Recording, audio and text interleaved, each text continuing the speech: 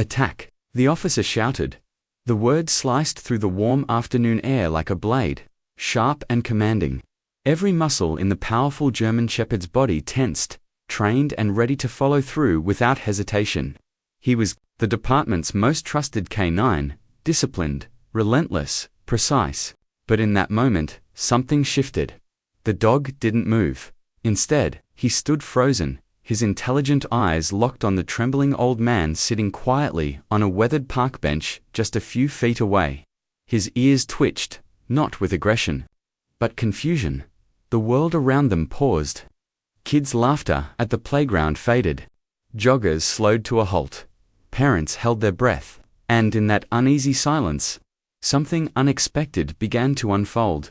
Something that would soon break every heart present and change the lives of everyone who witnessed it. It had all started. Just a little earlier that day, the sun hung high in the sky, casting soft rays over the local city park. It was an ordinary Tuesday. Birds chirped, the swings creaked under children's joy, and the faint scent of cotton candy from a nearby vendor floated in the breeze. It felt safe, familiar, until the police received a call that changed everything. Suspicious individual near the children's play area, the report said. When the officers arrived, they didn't find someone causing a scene. There was no shouting, no weapons, no confrontation. Just an elderly man sitting alone, hunched over, clutching an old green duffel bag with frayed straps. His face was sunken, his grey beard uneven and scruffy. His clothes looked worn, dusty, like they hadn't seen a washing machine in weeks, maybe longer. His shoes didn't match. But the most unsettling thing, he wasn't looking at anyone. Just the ground, quiet, still, distant. Parents nearby shifted uneasily. Some pulled their children closer. Others moved away entirely. The man hadn't said a word, hadn't moved, but something about him, maybe the bag, maybe the way he sat so still, stirred discomfort. Two officers approached him carefully. One was younger, maybe late 20s, full of energy and caution. The other, older, more seasoned, eyes always scanning. They asked the man to stand and show what was in the bag. The man looked up slowly, as if waking from a deep sleep. His eyes were watery and red. His hands shook as he tried to lift himself from the bench. I'm just resting, he mumbled. But the officers weren't sure. One moved his hand closer to his holster. The other took a small step back and reached for his radio. We've got an unresponsive elderly male with a suspicious bag, he said. Voice, calm but alert. Requesting backup. Canine unit if available. Within minutes, a second patrol SUV pulled up. Lights off, but urgency in the way the door opened. A tall officer stepped out first, stern face, mirrored sunglasses.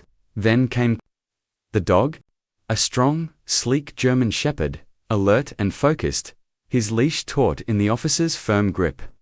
This was a dog trained to act, not hesitate. The man didn't flinch. He looked up at the dog, then slowly back at the officers. Sir, this is your last warning, the canine handler said sharply. Comply now. Show us what's in the bag. But the old man didn't reach for the bag.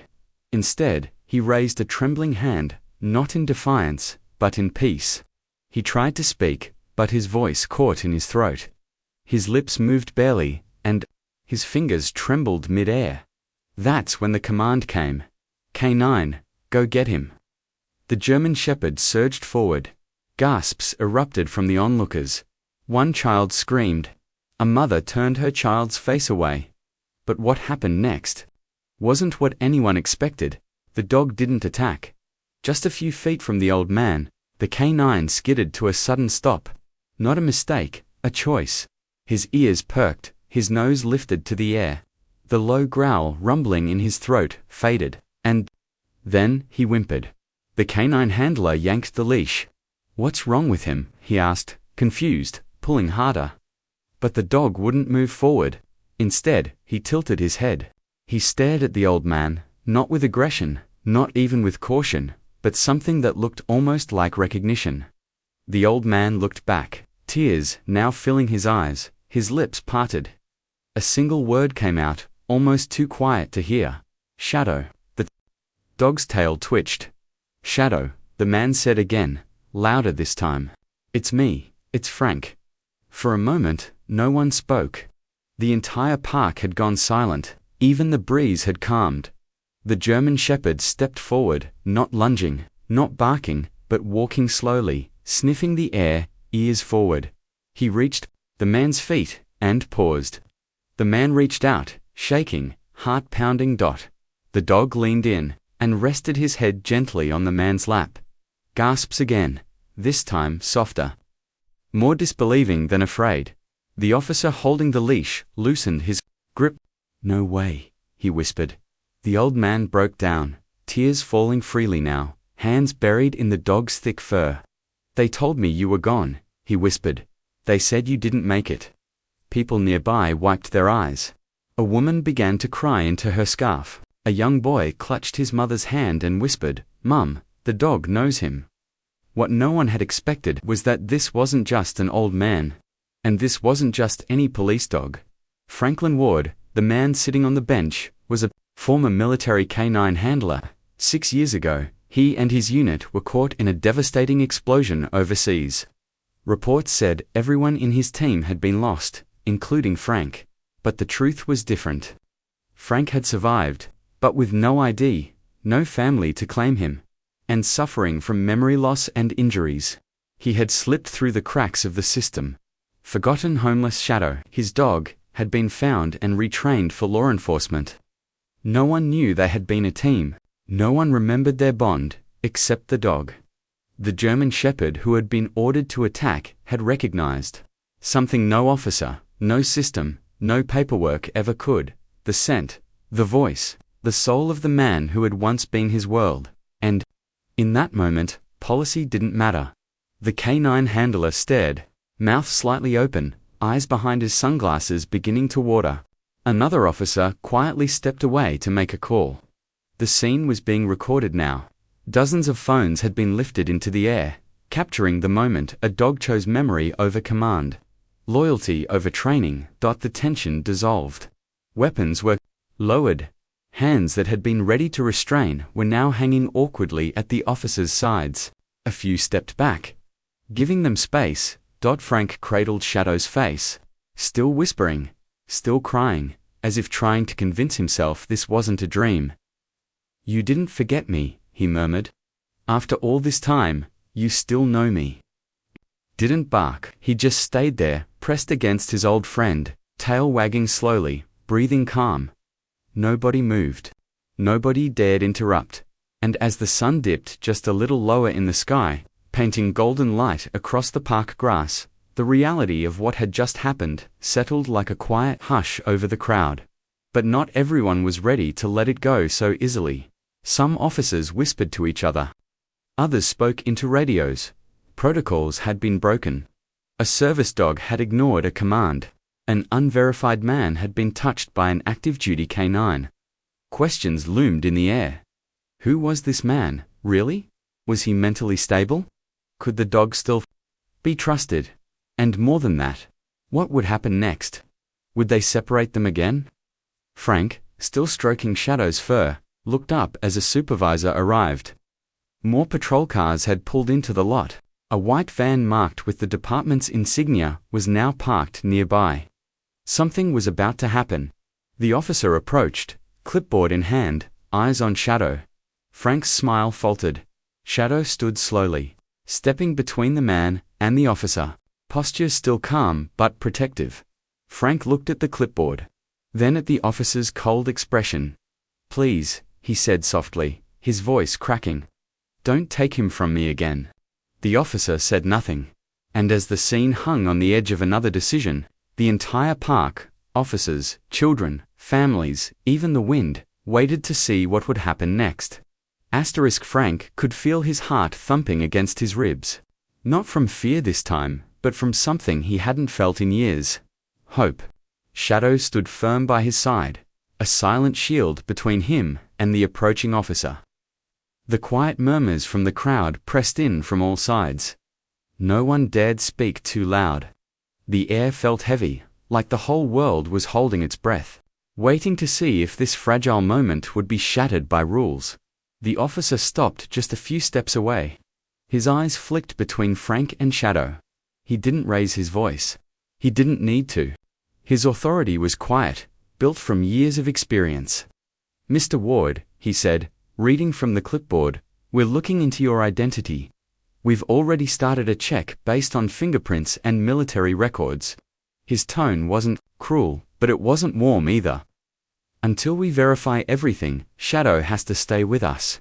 Frank's shoulders slumped. The crowd shifted uncomfortably. Shadow let out a soft whine and nudged Frank's arm with his nose.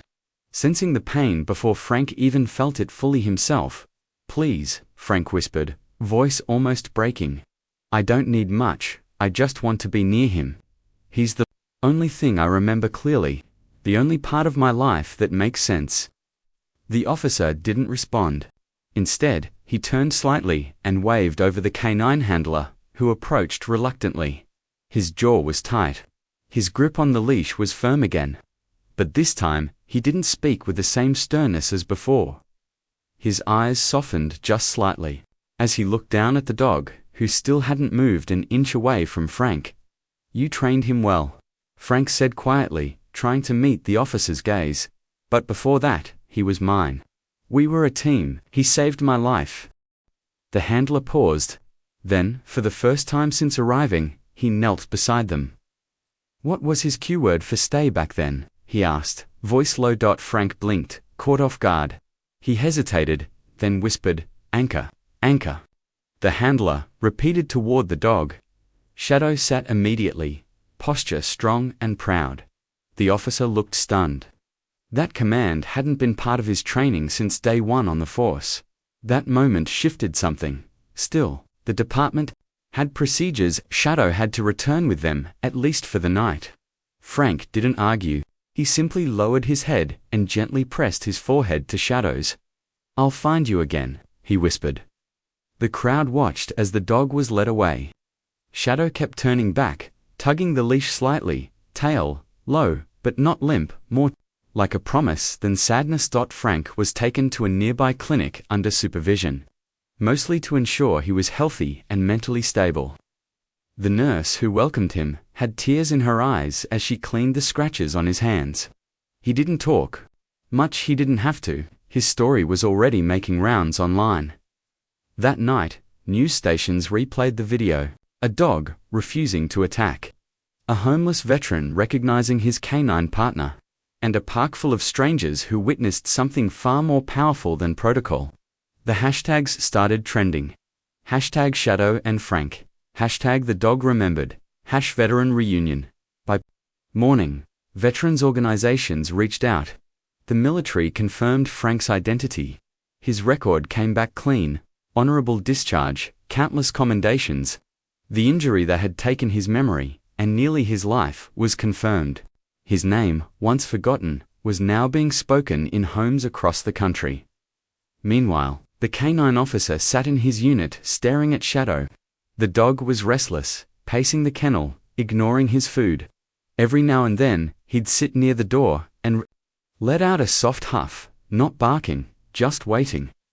Back at the clinic, Frank woke up early, startled and gasping for air. The dreams were back. Smoke, explosions, screams. But now, something different. The sound of paws, the warmth of fur, the familiar weight leaning against his leg. Shadow. He rubbed his eyes and whispered, "He still remembers me."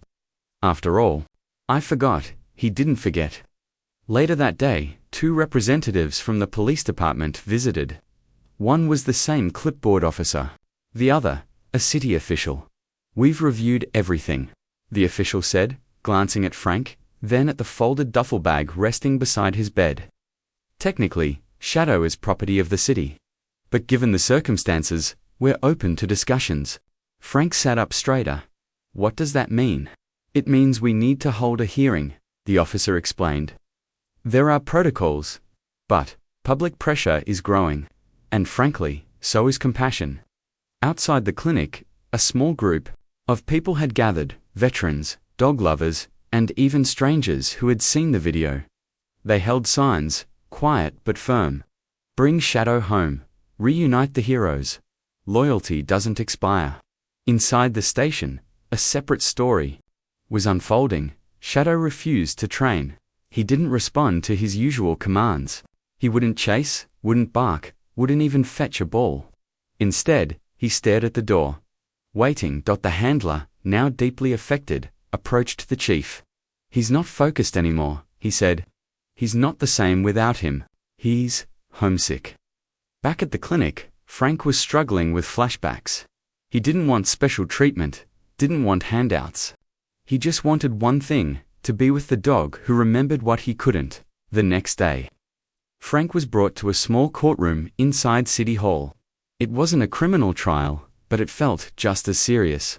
Officials, law enforcement, and lawyers sat in rows. The room was quiet until the door opened, and Shadow walked in beside his handler. The dog stopped, looked across the room, and spotted Frank instantly. He didn't bark, he didn't whine. He simply walked forward, slow and sure, until he reached him. Then he sat, pressed his head to Frank's chest, and stayed there. Gasps echoed around the room. No one said a word for several long seconds. Then the handler spoke.